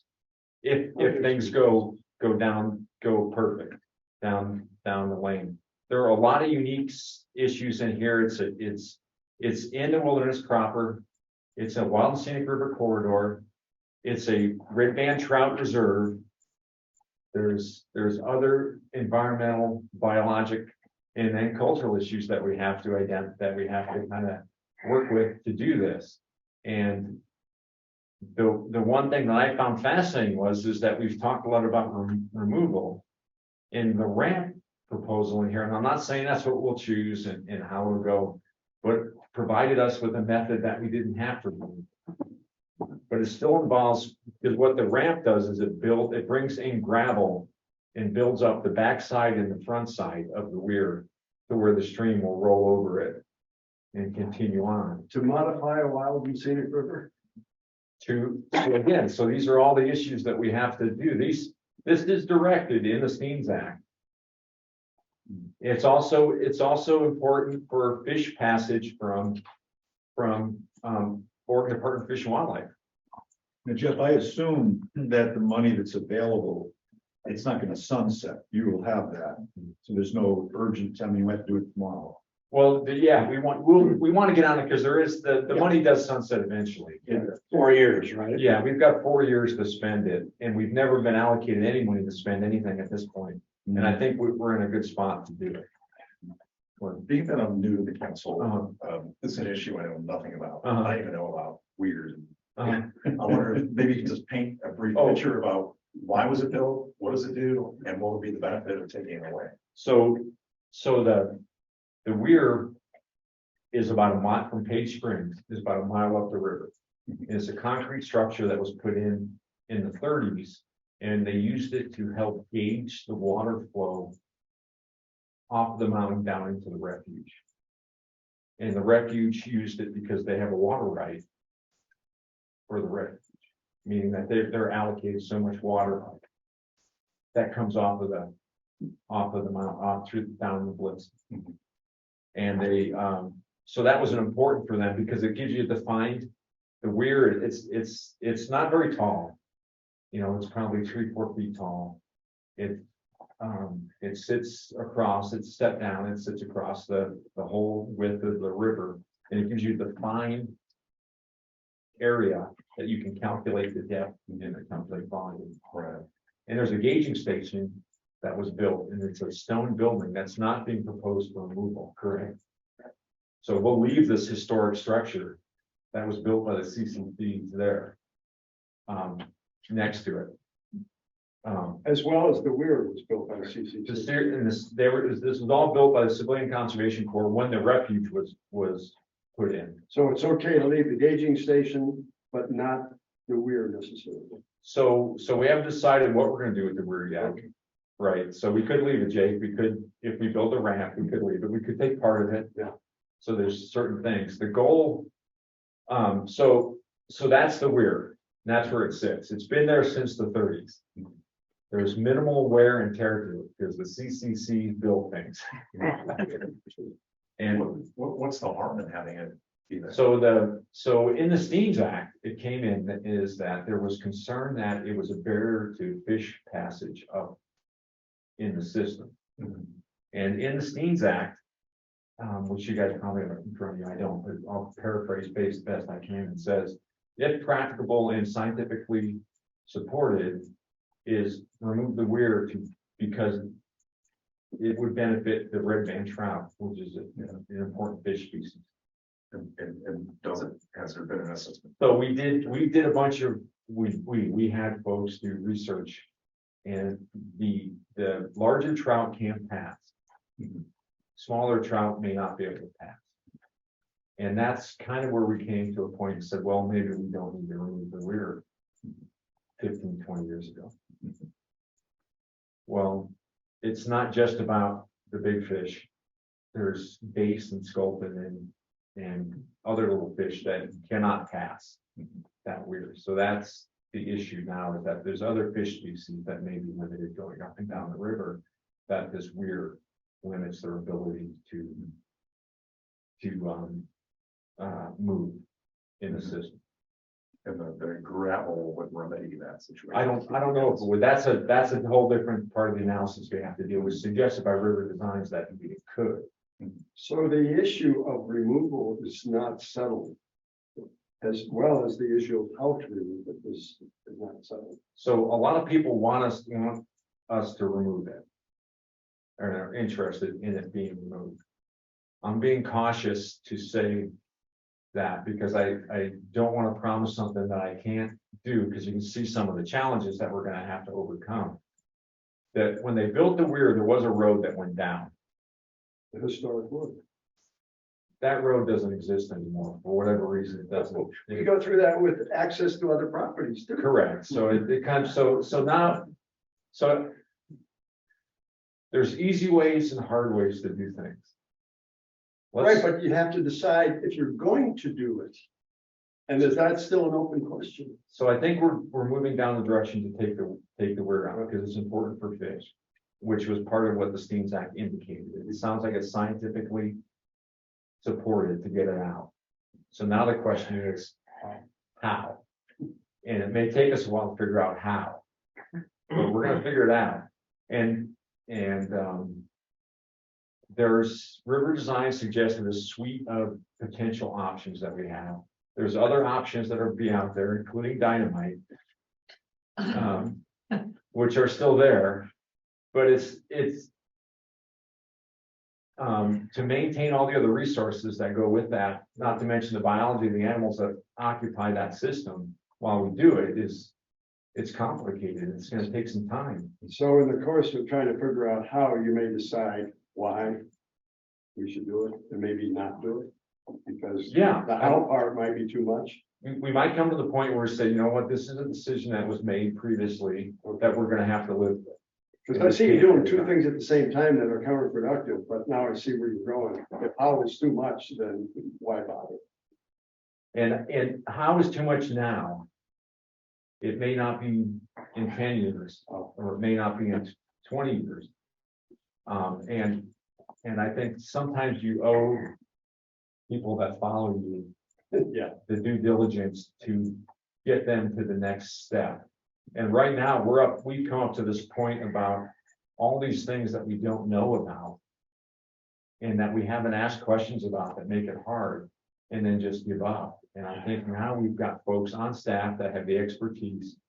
We have the information that we've asked for to get us to the next spot, to get us to the next level to get there. So that's why I hesitate with my telling what my timeline is. Yeah, because- this is a conversation that we've had within SMAC about things that keep going on and on and on and on, but now I understand at least this particular problem, why this is occurring. So remember, we talked with you guys about a lot of things, and there's a lot of things that we get done, and and we get stuff done, and the things, it's the one fire that escapes that people remember, right? There you go. And that's kind of that's what this is. This, honestly, this drives Down Hotel absolutely crazy. He wants to get things done. There's these projects that kind of keep lagging on. This is, we have discussions about them. We talked about limiting the discussion to maybe 30 seconds. Now, Butch and Jake and I are probably of the let's get things done camp. And probably, or I may intrude on their thinking. We're also probably let's get things done expeditiously and as cheaply as possible, and not spend money like a bunch of drunken sailors. But we don't understand you. We understand the dilemma. So let me have you just, because I'm of the age of I can be philosophical right now. Is think about it this way: is there are tons of advantages of moving fast, tons, right? But think about situations where we have moved fast and what we're dealing with. It was really easy to put this weir in, super easy. You had equipment, you had people, you had need. Let's do it. Did the environmental issues exist when they put the weir in? They didn't even think about those. They existed, they just were not socially at the level that people wanted them to be regarded at. And so as a manager, I think about these things sometimes should it happen fast, and what's the cost? And it's not just the cost that you see today, it's this cost in the future that you deal with at times. And with the weir, honestly, I believe the weir needs to come out. We need to do it right, and let's do it right. We're given the space to do it right at this time, but it's going to be complicated, and it's going to be hard. And I think we'll get there eventually. But I would like you guys to keep asking the question, keep kicking us in the rear end to get it done, if that's what needs to happen, and to ask about the progress. You guys are partly the accountability that doesn't let us dither, because we can dither a lot. And what are the chances of, I actually thought that because the Blitzens a wild and scenic river, that it had to come out. Okay. And apparently that's not the case, but down the road that could change too. So Dean's sitting here, and I think I'd like to. Yeah, right. Well, the Wild and Scenic Rivers Act, does have a provision about free flowing condition. That's one of the essential elements of the Wild and Scenic River. And since it predates that, you can't, it can't be mandated to take out pre-existing. Okay. It's a fairly unusual one. Usually Wild and Scenic Rivers don't have an impediment to free flowing condition. In particular, it does, but I think it's an additional reason to take it out because of the Wild and Scenic Rivers Act. The other part about the Steens Act is that there's a part about scientifically viable or something like that. The other part is the funding. Now that the funding's there, it becomes especially hard to just ignore the issue. So it does seem like the funding's there, and the scientific consensus generally is that it would be helpful. So, from the wilderness perspective, Is this the causative factor for your retirement? No.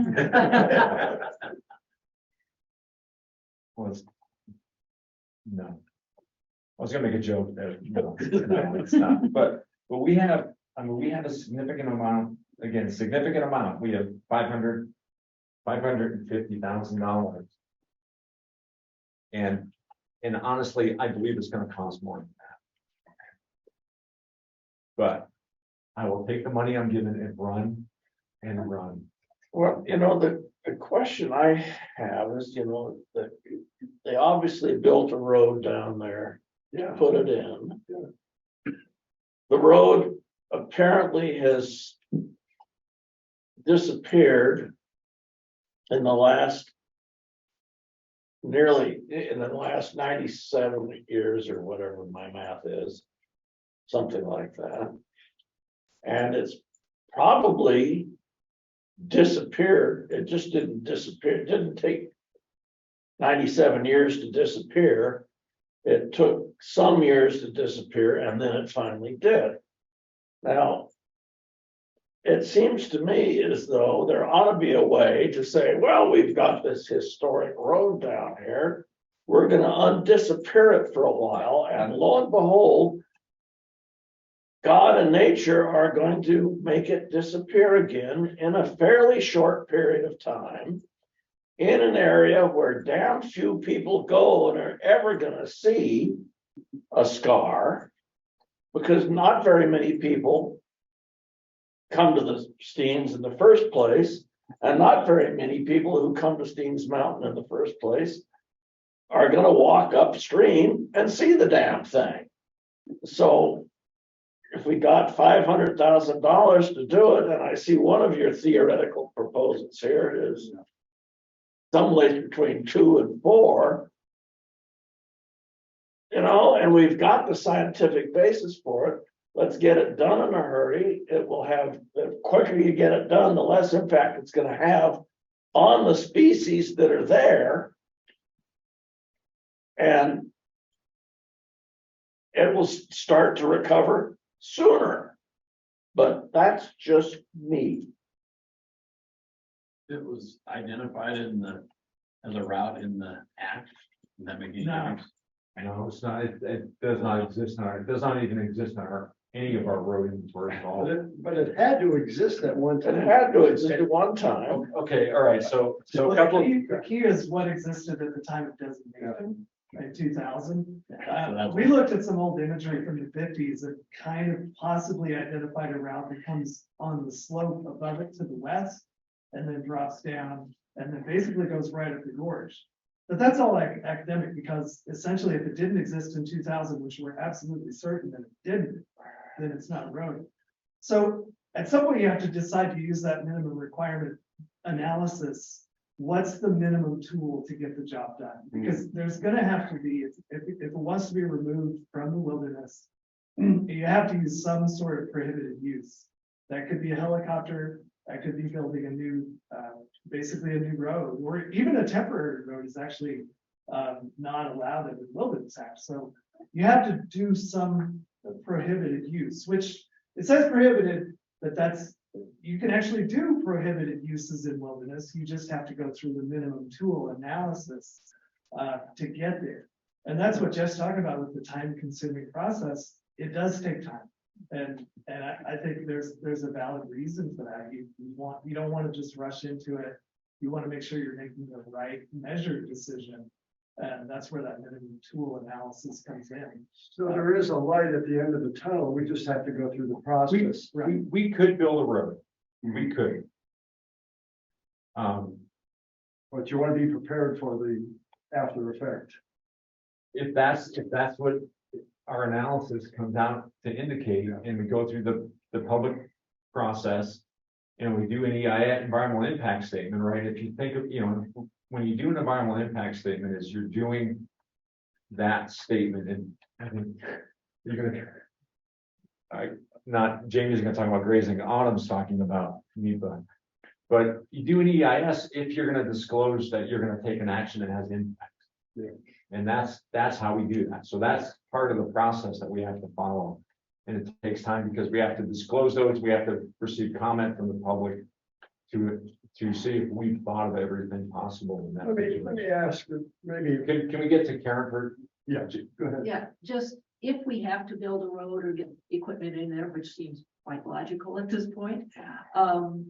Certainly after you're done, mitigation can be done to get rid of the biggest effects of that. And there's probably volunteer groups that can help you on that too. So, you know, for at least the non-mechanized part of it. You know, there's a piece there, the mitigation piece also that can be considered.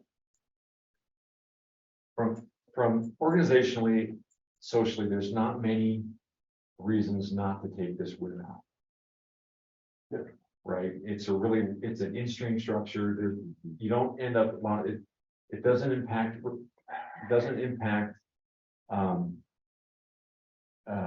irrigation or water rights of any private landowners.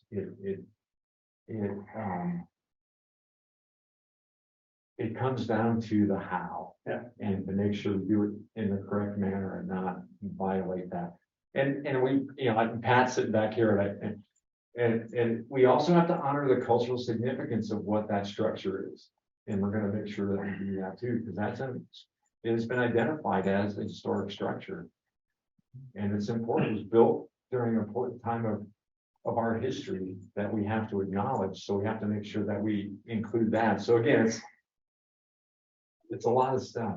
I just also, I mean, from a conservation biology perspective, sure, there's money now and quick is ideal or appealing, but I'd rather it be done, the analysis on how to take it out be done well, because we as humans have a very well documented history of rushing things through and making bad decisions when we're rushing things through. So like, I'd rather this be done well than quickly, so that we don't do something Within the limits with of unintended the money being consequences. available.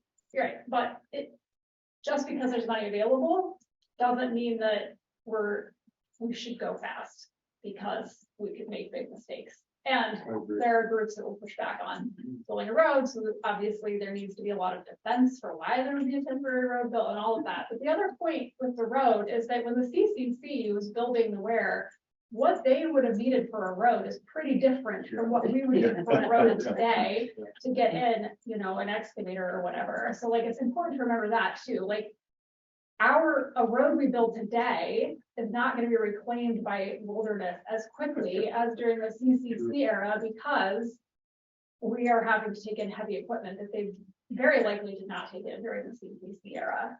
And so I think it makes sense that this process is taking so long, because I think there are a lot of people who would be pretty opposed to a temporary road going in. And then the other thing that I think of when I think of these roads is that somebody just commented on people on motorbikes going around the gates. The assumption that that road wouldn't just become a way people are accessing the river is a pretty big assumption to make, because if people are going around the gates and around the boulders to go past the rockfall and whatnot, feels like we can assume that they would also go around any sort of gate to use that road to access the river. Assuming they knew about it. I have a fundamental question that would address to both of you about all of this. What is the consequences? Maybe that's the wrong term. If SMAC said, all of us agrees, it's SMAC's recommendation that said to you, we go forward. Does that have any weight at all? How do we affect this decision? And maybe that's a different discussion. So you know, this, it kind of is, but I'll give you a quicker answer than putting it off. It always matters what you guys say. In the end, Don, who's not here, which makes it really easy to point to him, is going to make the decision. Somebody in the BLM, a manager, is going to make a decision to go a direction. And to make that decision, the more information you have, the smarter decision you make. And that's our direction, right? And so that's the power of the SMAC is that you all can come together and give us a recommendation that all of your folks that you represent agree with.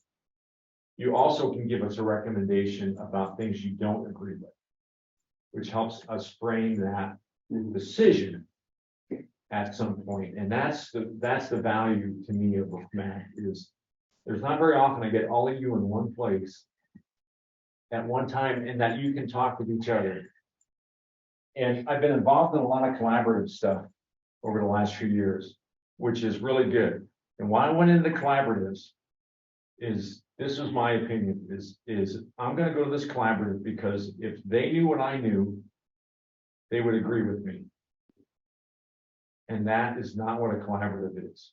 A collaborative is me going there and hearing what other folks have to know, so I know what you're thinking. And then I make a better decision based on that information. So it's really hard because you want to go and you want to tell folks what you know because they need to agree with you. I need all of you to tell me what you guys know. And so I can tell Don what his decision is going to be. So Jeff, you kind of hit the nail right on the head. Because the three of us have been talking quite a bit, and it's really refreshing to hear your approach, okay? Because I've been on tons of insurance advisory boards.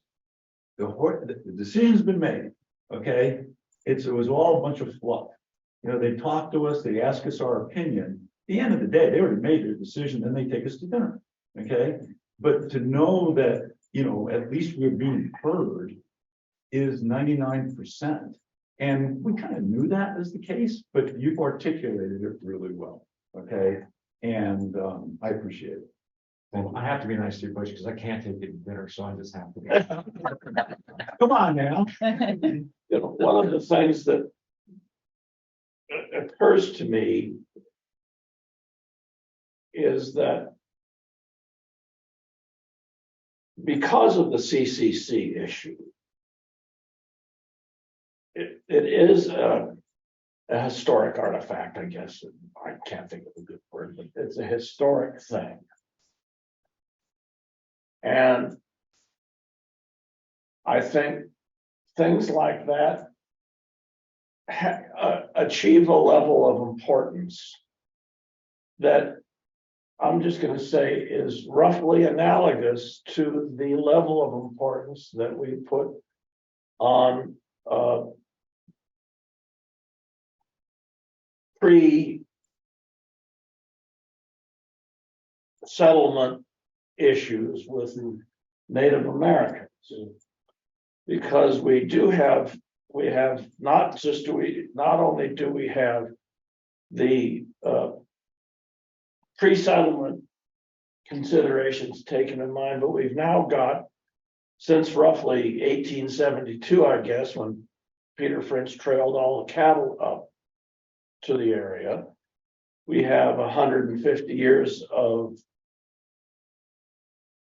whatever you want to call it existence that includes the CCC.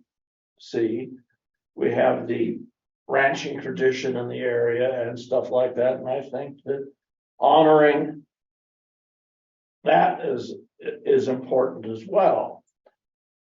And until I saw this, well, I actually saw the version of it, I guess, that came online, I didn't really know anything at all. It hadn't been discussed, the gravel thing, which essentially just sounds to me like a fish ladder. It may be a natural fish ladder, but it's kind of a fish ladder. And to, you know, consider that option as being a pretty decent compromise because it does allow for fish passage.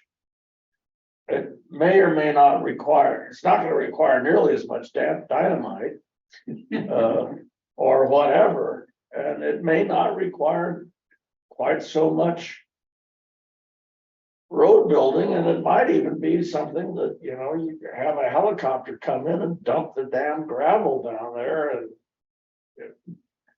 mitigate that intrusiveness as well.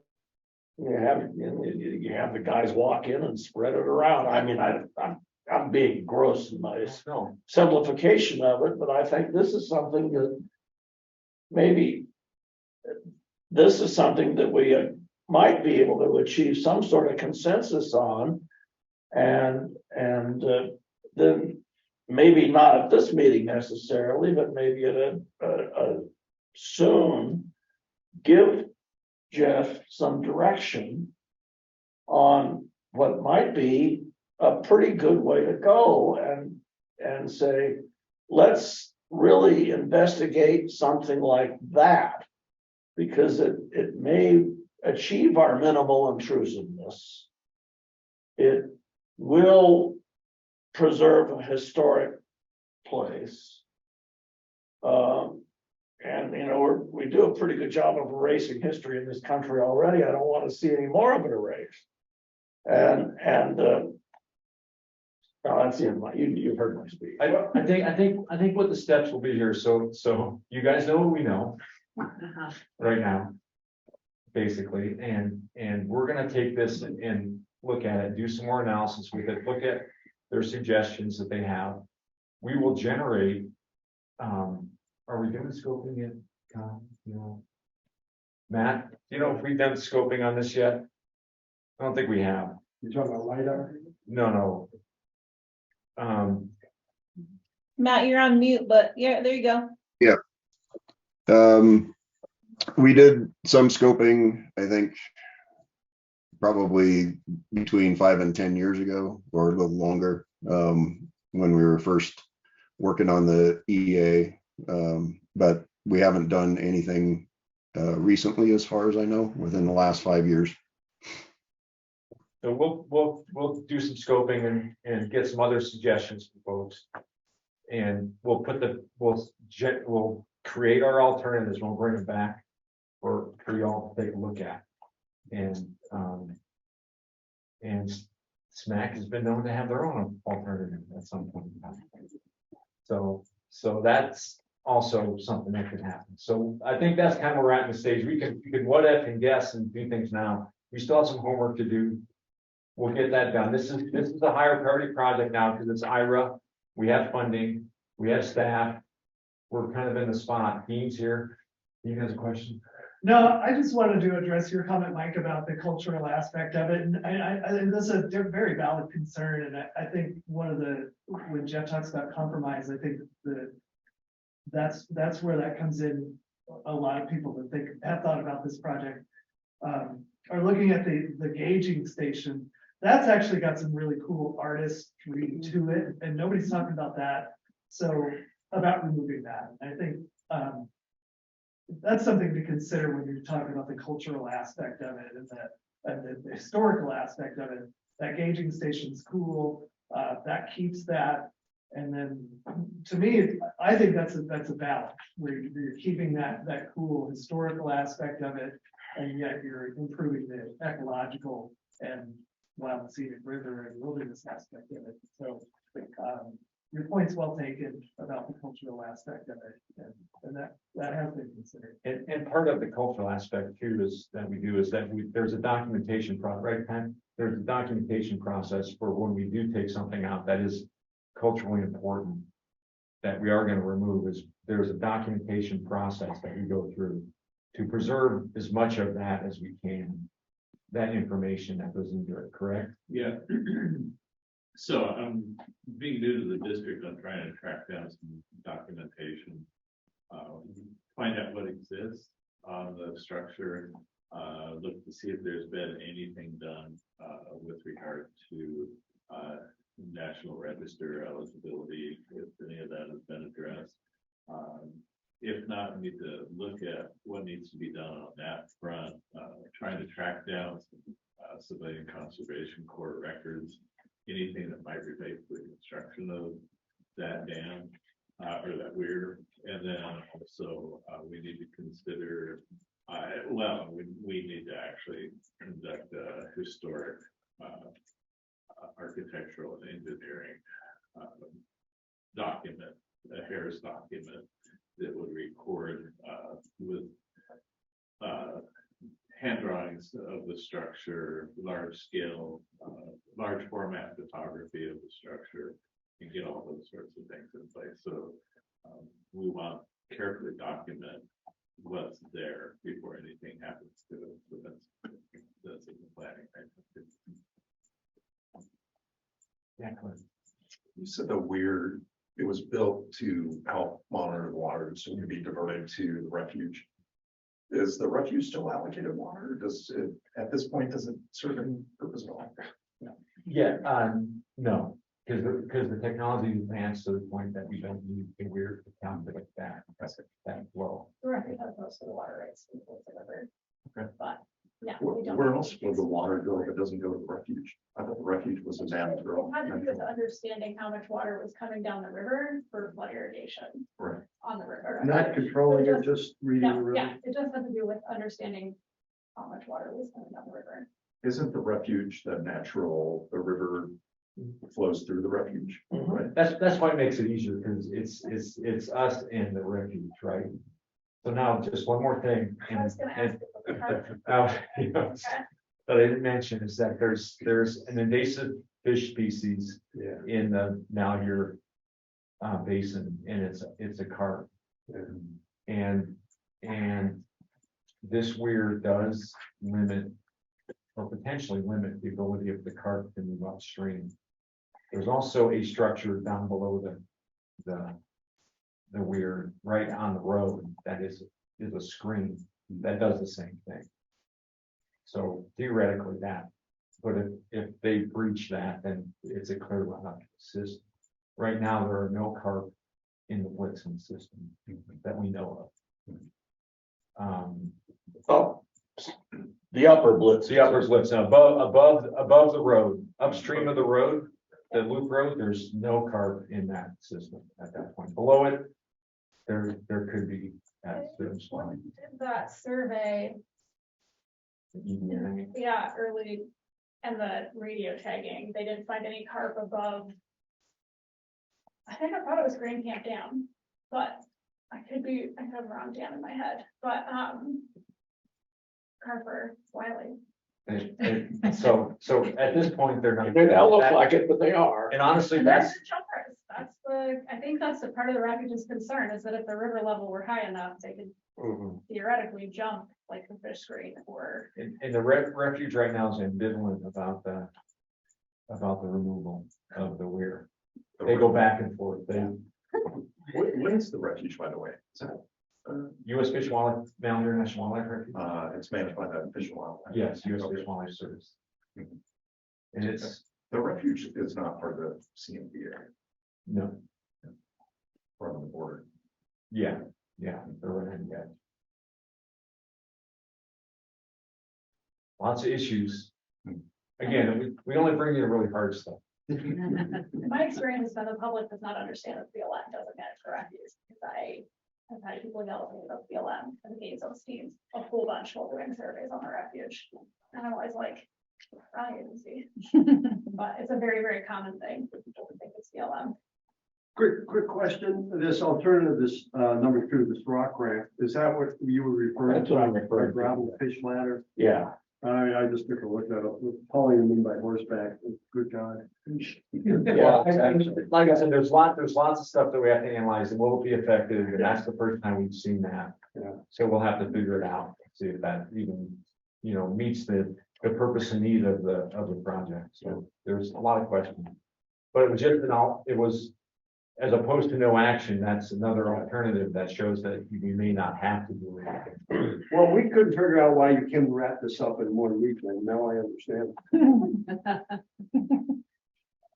I think it's safe to say that's something that'll probably remain on our agenda as the planning continues. Are there any more questions on the Page Springs weir? Do we rest, Mike? I think we've talked it out thoroughly, yeah. The defense rest. Okay. Yeah, we talked. We're at our lunch break time. Before we head out of this space, I want to do a quick poll for what your plans are for dinner. If you guys want to be the boss of that, you can decide. I can help make reservations, or you can go to the clubhouse that Butch has reserved, bring your own pizza, whatever you guys want to do. So, Mike? Well, I have done. One of my French Glen friends has stayed here at the Hilton Garden Inns And she says it's got pretty good steaks.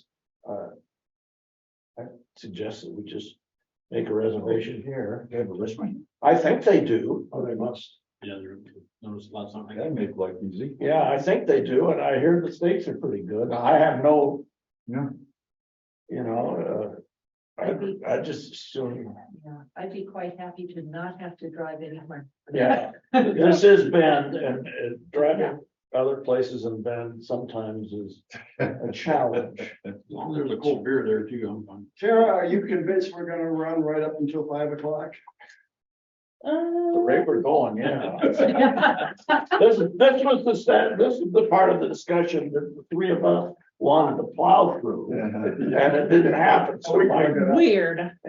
Weird. Yeah. I bet you probably will. I'd stay for a dinner if we do it at 5, because then I can satisfy, I can show up with my wife's event later. Yeah, if you guys just roll right out of here and see the restaurant area for some happy hour and some dinner. Yeah. And when can we check into the motel for tonight? It's probably after a particular time, I would assume. So, I think it's 3 or 4. I haven't looked, but you can also ask, because sometimes if your room is vacated, they'll let you check in right now. just as, you know, if we could check into the motel room and drop our bag off and then go eat here, I'd be very happy. Yeah, I would even check right now on your lunch hour. So who will be going to happy hour and dinner here after the meeting? So 1, 2, I gotta check. 2.5, 3.5, 4.5, 5.5. Tell them, you just Okay, tell well, them the I'll- chair says you're staying. Okay, I'll tell them 10-ish people and it will just be what it is. Yeah. So after this, you guys can just roll on out of here and head down to the lobby. Oh, yeah, that's here too. Okay, that's fine. That'll be plenty. Yeah, bring in your partners or whoever you got with you if you want to.